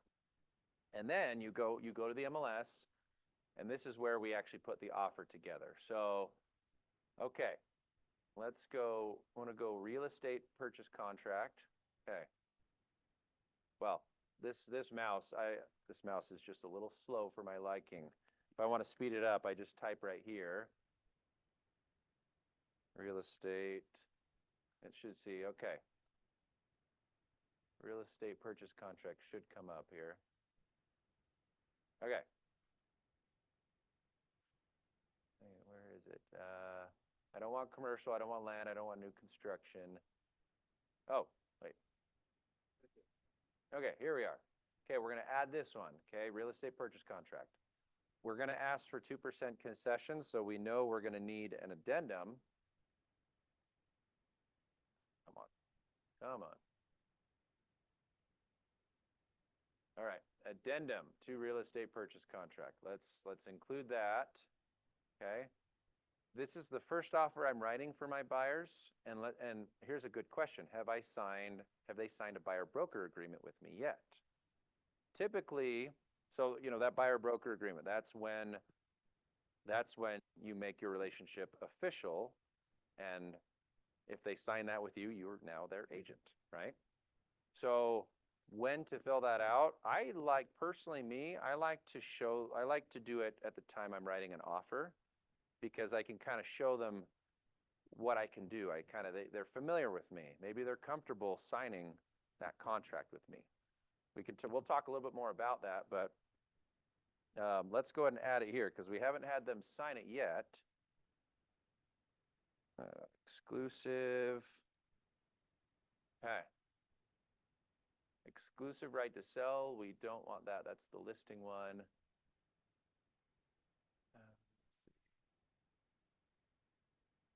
Exclusive buyer broker agreement, designated agency, right there. Okay, so we're going to add that one as well here. So we're going to, with these documents, this is what we'll do. This is typically what I do, my initial documents that I have them fill out with an offer, okay? There's other documents as well that you'll need later, like the buyer due diligence, the mold disclosure, a few others. I just have my assistant do those, or you can do those yourself after. But I try to do less documents up front.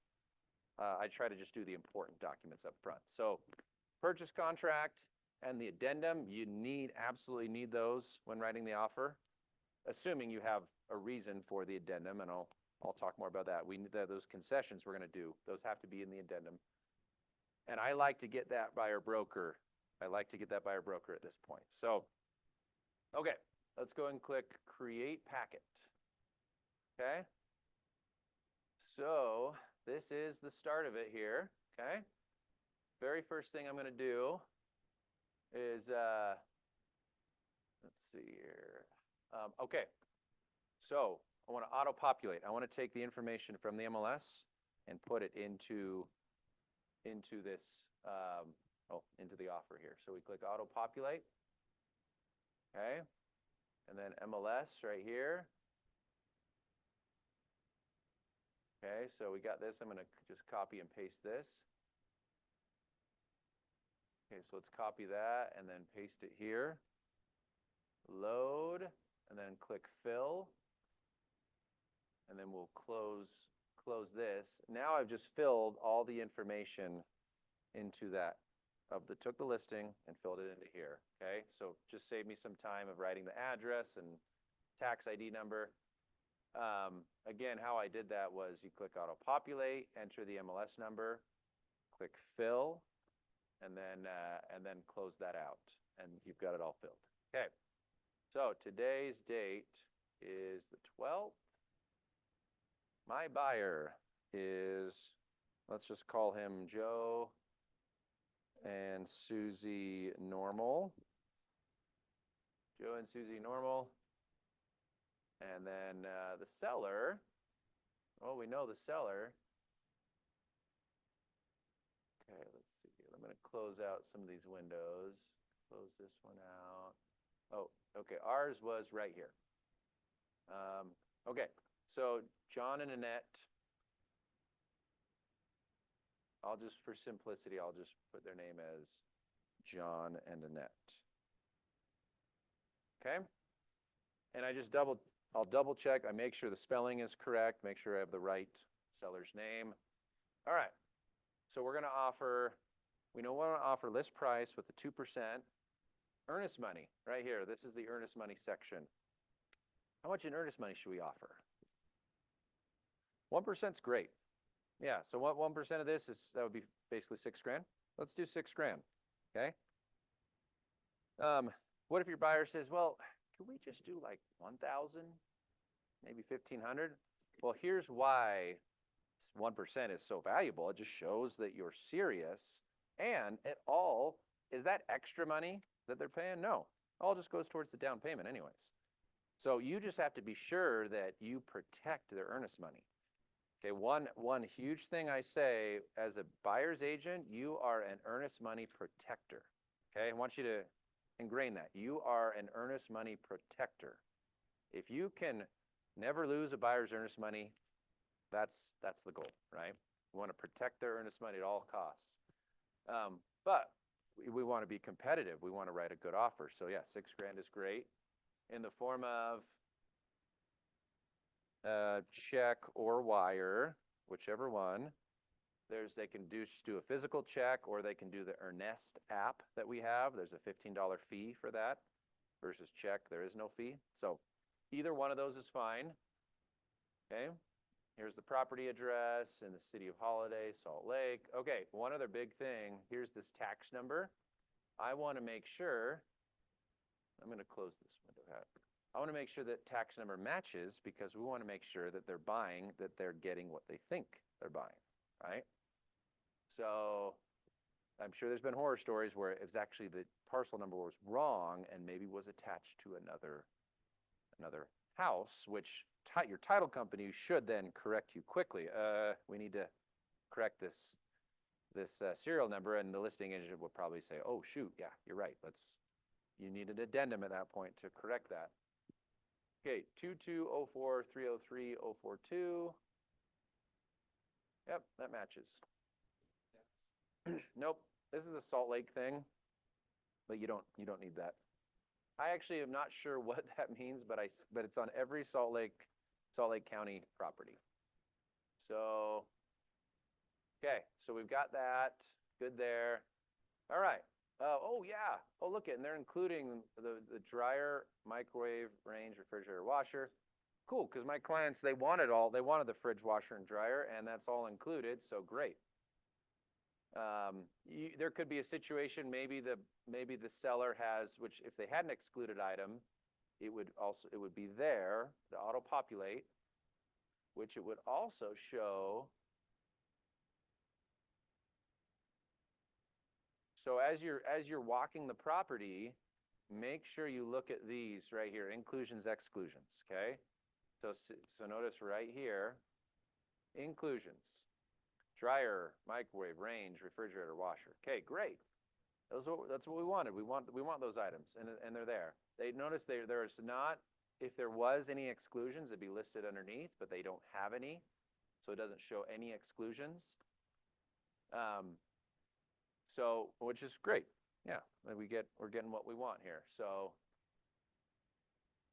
And if you did want to ask for something that's excluded, you would simply just delete it from this excluded column, and you would either type it in here or just click the boxes right here. Since they already have them typed in here, I like to just keep it there. And now note also, I don't want to get too far into this, but know what is with the house, okay? 1.1 included items, these are standard included items. Okay, if there's a water softener, oh, we want to ask for that water softener as well. Okay, let me write it in here. Wait. Don't write it in there because look it, right there. Okay? A redundancy isn't, it's not the end of the world, doesn't really matter, but no sense in typing it if it's already there, right? So just understand what's included or excluded. That's big time. Okay, so that we're just going to keep that straightforward. Purchase price. What was it? Was it list price was it 5,999? Heck, let's give them over asking. Let's give them a great offer. I want to go. Let's make the offer look good. Over asking. So yeah, I mean that's an over asking offer, right? So earnest money, 6K. Additional earnest money, we're going to go 0. New loan, I'm just going to go to be determined, okay? Seller financing is 0, balance to be determined, and then the total purchase price of 600,000.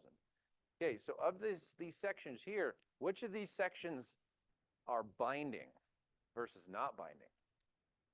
The answer is the earnest money section and the purchase price section. Those are the only binding numbers. This section, this part here is not binding. The only value, the value there, if they are coming in with 20%, you could calculate it and put it there. It doesn't hold them to it. It just means, hey, we're coming in with a big down payment, which that means something, okay? But you could just put to be determined and then in your email to the agent say, hey, we're coming in with 10% down or 15 or whatever. Again, none of that's binding, but it looks better. It looks better if you are coming in with a big down payment. So, but anyways, the important things, the for sure important things are earnest money and purchase price, okay? We're going to go, this is not contingent on the sale of a property. Okay, our buyer is just renting and excited to buy. So is not contingent, okay? Possession. Now these guys, even though it's a condo, the sellers, they've been there forever, let's say. How old's the property? Is it what, 15 years old or, okay. 2006, so yeah, 18 years. So there's a lot of stuff there, and the agent said, yeah, if you give us a few days, that'd be great. So we're gonna give him, let's give him 3 calendar days. 3 calendar days after recording, okay? Today is, what's today? Today is the 12th. So that would be the 15th. Okay, if we close today, that'd be the 15th. But here's an important question. What time of the day does actual possession occur? 5 p.m. Yeah, unless it's listed otherwise. I did not know this till a little more recently. When it said calendar days, I just assumed that the stroke of midnight, 12:01. I thought, oh, okay, there we are. We're in that 3rd calendar day. But no, the truth is, unless written otherwise, it's 5 p.m. Okay, so if your buyer needs possession that morning, then in the addendum, you're going to want to write that in. So let's say our buyer does want possession, or let's say the buyer wants 72 hours. Okay, you could do that instead of the 3 calendar days.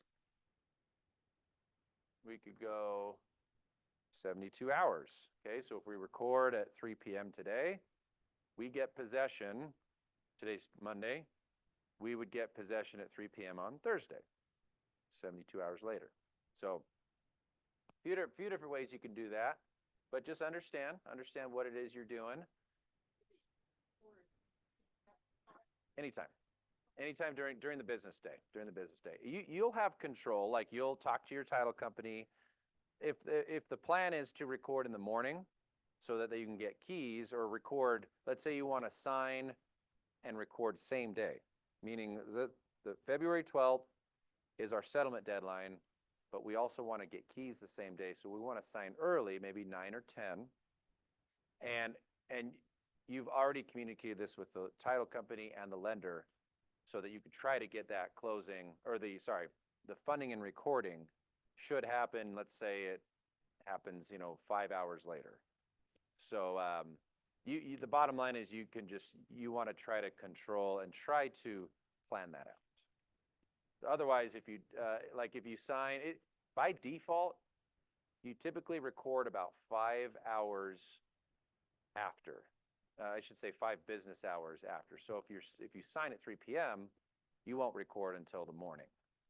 So if you sign at 9 a.m., you'll record on the sale naturally. You probably record on about 2 p.m., something like that. So 2 or 3. So great question. Okay, and I know we're almost out of time, so I'll just try to go through, but let me know if any questions here. Special assessments. This is almost always, if not always, just on the seller. Like if there's a roof assessment, and this does apply because there's an HOA here. Like if let's say they announced a month ago that the HOA is doing all new roofs, and each owner is to pay $1,000. Okay.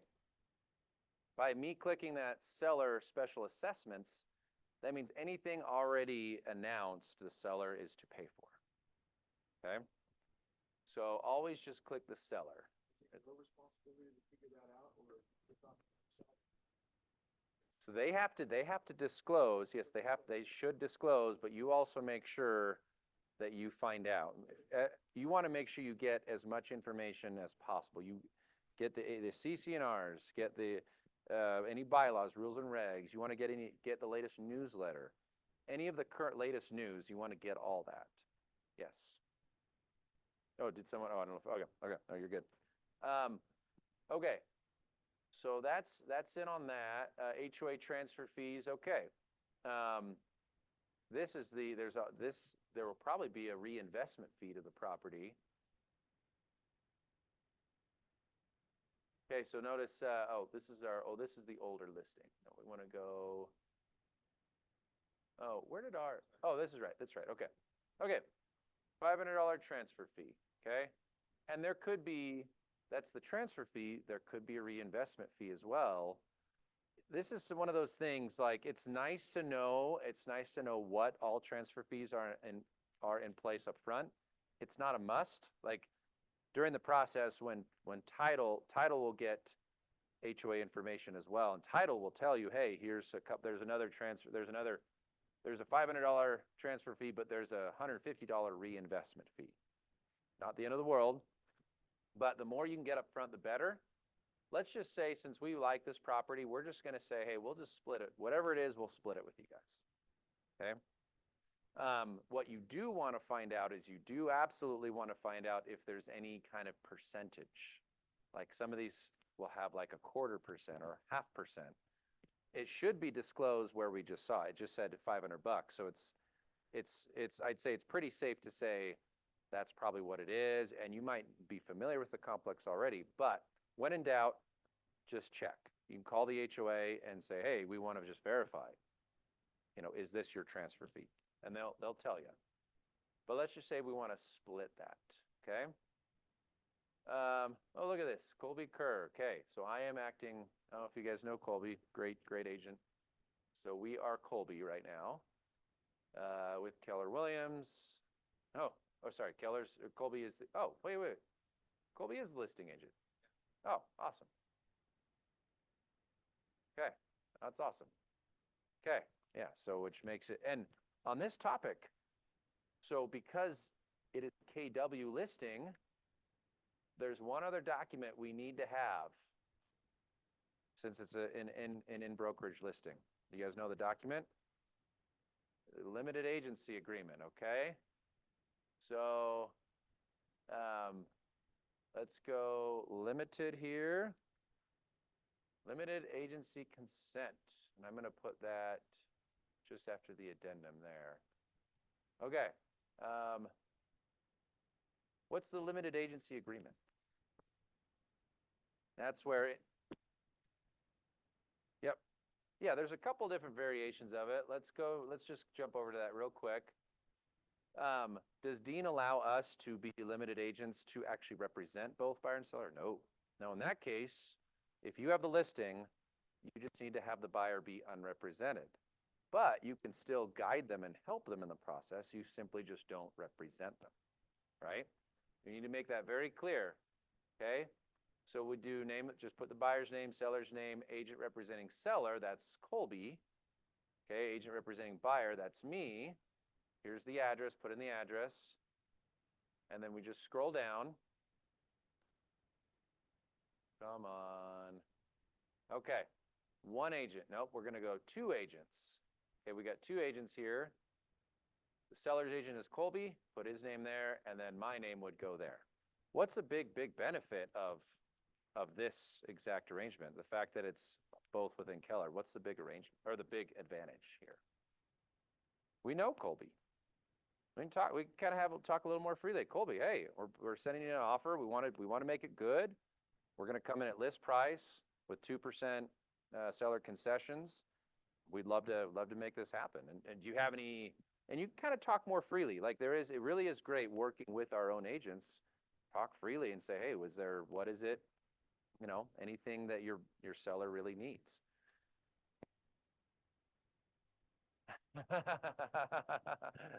I would, yes, I would. So, yeah, and you could point that out. Just FYI, we notice it is an actual condo, and so that'll affect my buyer's interest rate. But I mean, you do want to have that conversation that it is a condo, and so that's something that we're going in with that understanding.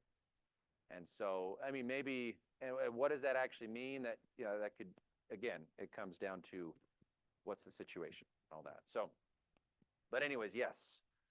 So let's go. Okay, let's jump back. So really, the big thing is in-house transactions. You guys are awesome. Anytime I get an opportunity to work with another agent, or an agent in our office, it's always gone typically better. There's that level of trust. You could just trust them more than the random agent never heard of kind of thing. So let's just kind of cruise down. Let's just kind of cruise through this here, and I just want to hit some of the key points. Okay. Okay, so we did the transfer fees are being split. We got the agency right there. Okay. The buyer's condition of purchase is condition on due diligence. It is condition on appraisal, and there is financing required. Those are your typical contingencies, okay?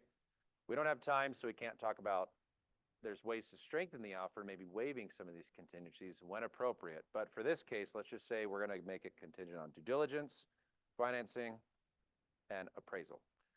In a nutshell, what does that mean?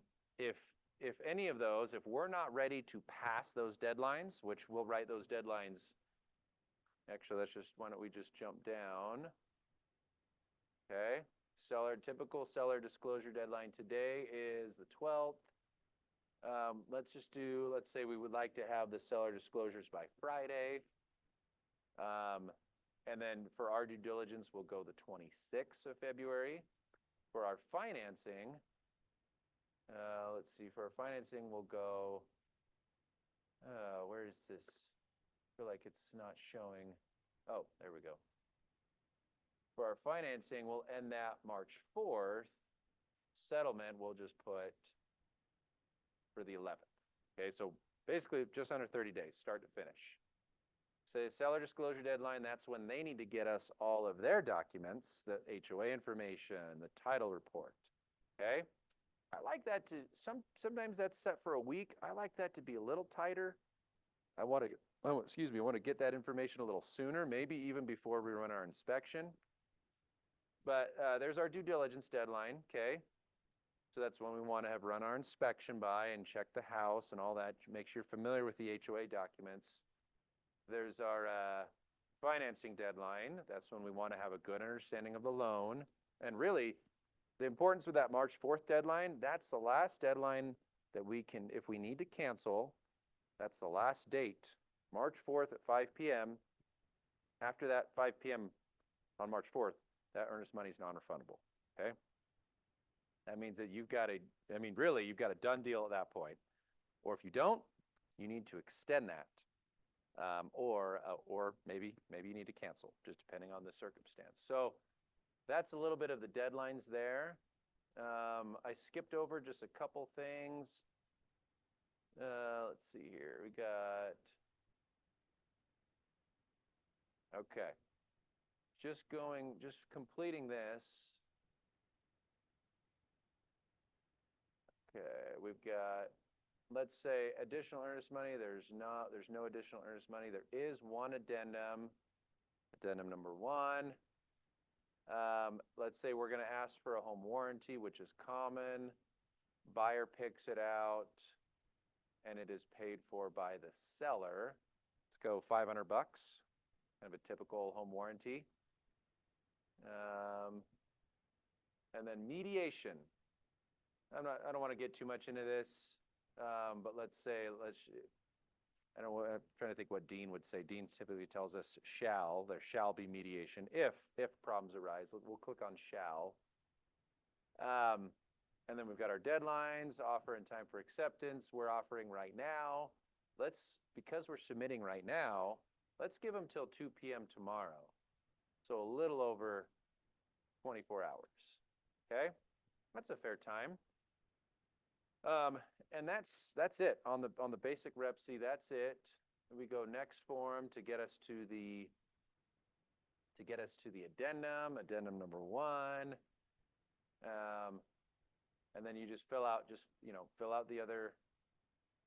information here. I'm going to go right here, available clauses. We're going to add closing costs. And here's where we're going to do this. Seller agrees to contribute at settlement 2% towards the purchase price. Okay, 2% towards the purchase price. So rather than just doing the math, you just put that in there, and now we've got a blank 2%. Okay. So in terms of my offer, that's pretty much it. The only other thing I want to touch on, and we're going to give the seller, of course, 2 p.m. So 2 p.m. tomorrow. Tomorrow the 13th. So in a nutshell, that's it for the offer. That's pretty much it. There is the buyer broker. I'm not going to dive into that since we're out of time. Any questions just on the offer itself, or does that all seem pretty straightforward? Okay. The only other thing to know is, let's say they respond. Say Colby gets back to us, or he gets back to you that afternoon saying, hey, they're thinking about it. They're just debating what they want to do. And let's say at 3 o'clock the next day, which he wouldn't do this because he knows the timeliness. But let's say the agent gets back to you at 3 o'clock and says, okay, we're going to accept. Okay, what has to happen now? Because they passed the deadline, you just have to do an addendum. And the addendum could be as simple as all terms are acceptable. Or maybe they do need to tweak the name of the seller, or maybe they need to tweak a date. It could be anything, but you need an addendum. It's actually, and you're going to click on that addendum. By the way, the addendum here, we do click addendum, but they will send us back a counter, okay? They will send us back a counter. That time for acceptance, is that a response time? Like often we hear, oh, what's the response time of that offer? Is it a response time, or what is it actually? No, it's a time for acceptance. Meaning, if you're going to counter the offer, it doesn't matter if you go past that time, okay? Doesn't matter at all. You don't have to counter within that. How long after, how long after the offer expires can you counter an offer? You go months or 6 months. I mean, obviously you'll need to tweak the dates, but just know, like, let's say in this example, let's say the seller's agent, seller accepts, they signed at 3 p.m., then they send you back the document, everything all signed, but it's 3 o'clock. and they've accepted everything. Then you just need to tell them, hey, let's get an addendum accepting the time for acceptance. Okay? So you're going to have in an addendum, the addendum number, and that addendum will say Rep C and addendum 1, time for acceptance extended to da-da-da. So you're going to have to extend that out. Just to be sure that it's all final. So that's another important thing to note. But anyways, guys, that's what I got for. I know we went over. So yeah, I like to be an open book. So if you guys have questions for me, let me know. But this is great information. I would encourage. I know we covered a lot, but go back through this info, learn it, and you guys will be masters. And you guys will really be able to help your clients. So thank you.